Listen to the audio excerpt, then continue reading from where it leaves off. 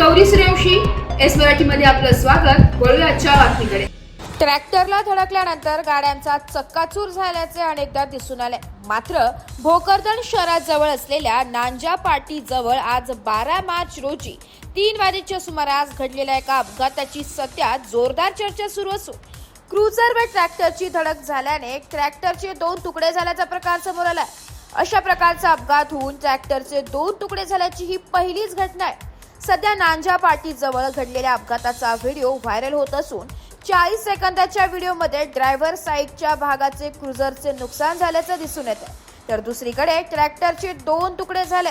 हे दृश्य पाहून हा अपघात किती भीषण असेल याचा अंदाज बांधता येऊ शकतो. सुदैवाने या घटनेत कोणालाही गंभीर स्वरूपाची जखमी झाली नाहीये.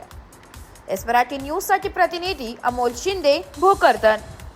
अशाच नवीन ताज्या घडामोडी जाणून घेण्यासाठी आमच्या एस मराठी न्यूज चॅनलला लाईक करा, शेअर करा, सबस्क्राईब करा आणि बेल आयकॉनला क्लिक करायला विसरू नका.